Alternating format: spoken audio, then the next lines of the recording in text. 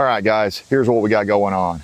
We're working on the H2 Hummer wheels on my K2500 Suburban, and I'm trying to put, it's a 96 model, and it came with this type on the steel wheels. I had to go through a lot of stuff on forums to figure this out, but basically to fit this type, this older style onto these more modern wheels, you have to cut it like I've done here. And you have to cut substantial, like half-inch ring off of it, basically, is what I've had to do. And even then, even after cutting this off, they're still pretty tight enough that I have to either smack them on with my hand, you know, like that, kind of like a hammer hand, or I have to get a rubber mallet out and tap them on with that. And then I have to pry them off with a screwdriver or something like that, you know, a large screwdriver or whatever. But I actually think that might be advantageous, because what I was looking at is I believe you can still get to the lug nuts even if this is on there and stays on the wheel. So I wanted to show you guys my setup here and how I've achieved this and achieved a straight flat cut without cutting into these retainer rings that hold the lug nuts go in there, and there's a little flange on the lug nut, or the plastic nut that goes on top of the lug nut. So you have to have the threaded GM style lug nuts to make this work. But this fits in there so snugly that even without the lug nuts, I doubt that it would come off unless you pried it off. So I kind of like that, and I may be able to, I'm going to test this theory. My thinking is these are large enough that I could still get an impact socket inside of there, and if I can, I won't even have to take these off to remove the wheel or tire if I had a flat or something like that. But yeah, I've been racking my brain trying to figure this out, how I'm going to set this up and cut it. And finally, I figured this out. The plate on my grinder just so happens to be perfectly a half-inch cut whenever I lay it flat on this table. So you're going to have a flat surface that you can basically work it like this and just use the flat edge to keep you on the track that you're going on. But yeah, I wanted to show you guys this because there's hardly anyone. I've only seen one other vehicle that is using these, and I really think they look great. They look better than the more modern ones. The more modern ones are more angular looking and more, I don't know, they're made for the aluminum wheels. And if you like that look, you can get those and painted for like 50 bucks a set on eBay or Amazon. But I like this factory style, and you know, I run what I brung. So sorry, you're gonna hear some kids screaming in the background. That's just, you know, that's the way it is around here when you live in a neighborhood. But this will probably overpower them here in a second. I want to show you guys how we did this. I've got it set up and clamped to a nice flat spot on the grinder here on top of it, and obviously underneath I've got it clamped on there, and I had to raise it up back here in the back just a little bit to get it to cut flat, but it's under enough tension that it's not moving anywhere. So now I can just simply oh, one other thing I wanted to say real quick. I actually got this idea from a guy that I saw on YouTube because I was looking to see if anyone else had done this. And he actually did a pretty good job considering how he did it. But he took like a battery powered grinder like this that wasn't quite as powerful as mine is, and I don't have one of those. And he basically did sort of the same deal. That's where I get the idea. But instead of having it mounted like this onto the table, he was just holding it with his right hand and doing it like this and kind of holding the edge flat as he could. And you could see in the video that he wasn't staying consistent. This is a heck of a lot more consistent. Not that it really matters, because once it goes on, you're not going to see that part. So if the edge is all gnarly, it really doesn't matter. But here's what I've had to do. This is the first step of what I've had to do. After I do this and cut it to height, then I have to go inside into my shop and take the grinder and taper it just a little bit so that I can even get it to go in with the rubber mallet. It's really tight. And you don't want to cut up too high where you're up close to these, because now you're cutting into that retainer inside of there, and that would compromise the integrity of the thing, and it's just not the right way. So from my experience, what I find you need to do is take about a half-inch or maybe just a little less than a half-inch off, but I'm going for a half-inch. So are we still recording? Let me get you set up where you can get a good view of this. Making sure I'm not recutting the one that I already cut.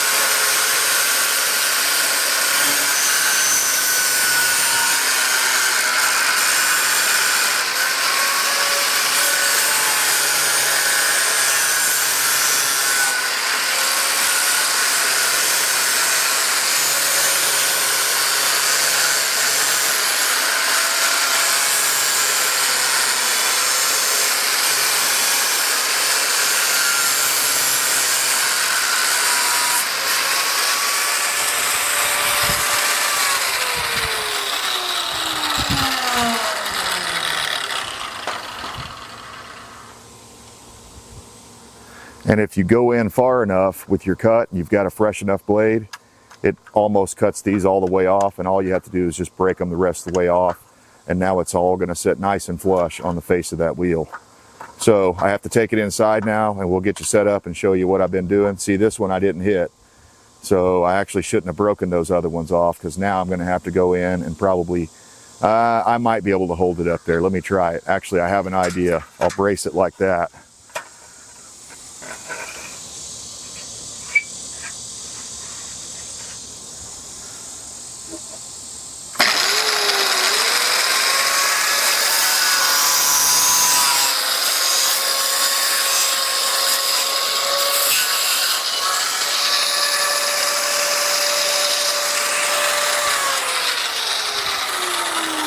There we go. So if you're going to do this, obviously proceed with caution and make sure your grinder is capable of being mounted in a safe way like this, where it's not going to come loose, because that'd be really dangerous if suddenly that thing bit in and came loose. And I wouldn't linger around on it. Once you have that ring underneath it and it's separated, go ahead and get away from it and turn it off. But yeah, this stuff just breaks right off, or the rest of it that doesn't break off will. And it leaves, look at how nice that edge is. I mean, that's factory, man. With more than a little bit of file work or work on the grinder like I'm fixing to do, the bench grinder, then that thing looks factory, which is exactly the way I like to do it. I like a nice controlled, you know, repeatable thing like that, where they're all gonna look the same once I put them together. So I've got one more to do here. You can tell I've already taken that one in and cleaned it up, and that one's still dirty. But I've got one more to do, and I'm going to go ahead and record it real quick. Maybe we'll fast forward through it just so you can get a good look at it.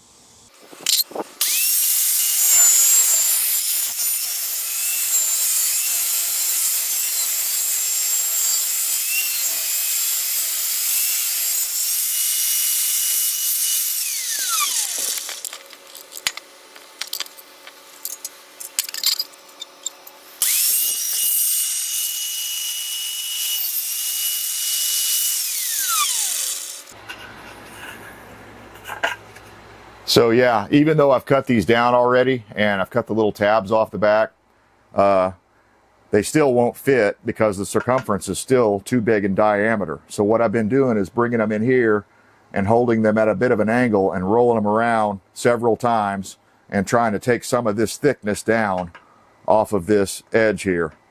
Hopefully you can see that. I'm just trying to narrow that up a bit so that I can taper it and it'll want to start into the thing. That way I can smack it in there. And I imagine after I push them in and out a million times, they'll probably get kind of worn to that shape. And you know, you could always you could always come back in and take a little more off until you get it to fit the way you want it to. Maybe you don't want them to stick on there. And honestly, I know of a better tool that I could be using, but I don't have one available right now, and it's a belt sander. If I could set up if I had one of those bench mount belt sanders, that would be perfect, because I could run that in and just thin that down nicely on the bottom edge right there, the starting edge. But I'm having to do it with a grinder. It's working. It's not the best, but it's getting the job done.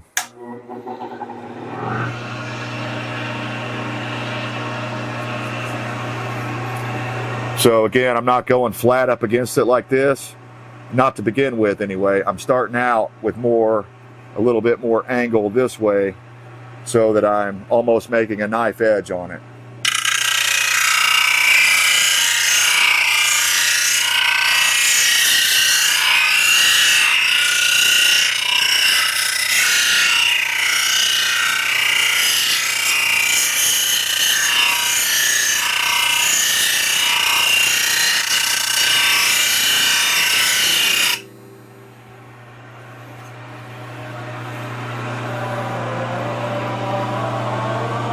Kind of see the shiny edge starting to form there.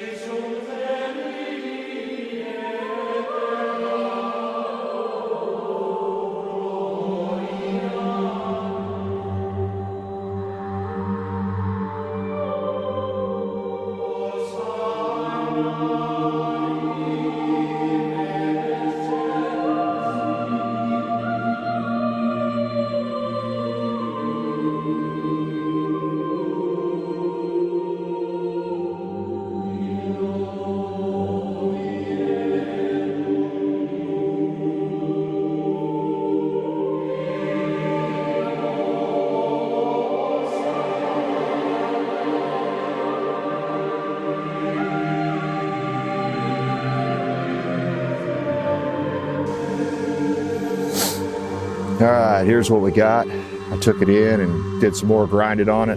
One thing that did occur to me is if you've got some emery cloth, you could lay that out on the table and kind of, work it back and forth like that, or take a sander to it. Just be real careful not to take too much. But I think we got it to the right shape and size now, because when I start trying to push it in, I can feel it wants to go. And hopefully, if I did it right, don't even really need the rubber mallet on this one, but just to make sure that it's all the way in. And then all we have to do is put our caps on there. Now, I don't want to do that yet because I want to take this in and clean it up, and I may even end up spray painting these just to make them look nicer with the new wheels. But I wanted to show you guys that. That's a really cool free hack that you can do here at home. If you've got the tools and you know how to do it, then go for it. I think it looks pretty good. I should show you guys how hard it is to get these off. Now again, this one went on a little easier than the other ones did, so I'll probably take the other ones back in and trim on them a little more until they fit like this one, because this is about perfect. Let's see if I can pull it off. Nope. Get a screwdriver or your tire tool and just slowly work that right there. And there's another spot right here.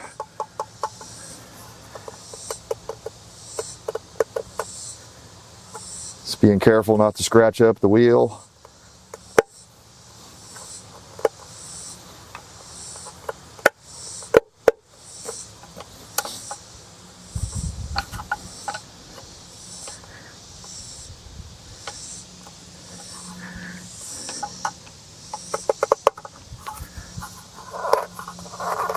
Not quite.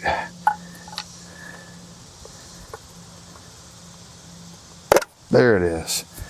So yeah, just that simple. And again, if I wanted them a little looser, just go in and keep on going. But I think I want to leave them fairly tight like that, because I just think that's added security. That way, if any of those little plastic lugs fell out, and again, I don't see why, unless maybe the tire tool might not fit in there, but a normal socket would fit inside there. So as long as I brought a normal socket with me, I'd be able to remove the lug nuts without even taking the center off. I guess you got to start working a little bit over here. And I may get a special, or make a special tool just for this that has a little rubber or something on the back to keep it from scratching that part of the rim up. There's another spot down here. That may be that's the better one to grab. That one has a more open area. You can get in there deeper. So, all right, very cool.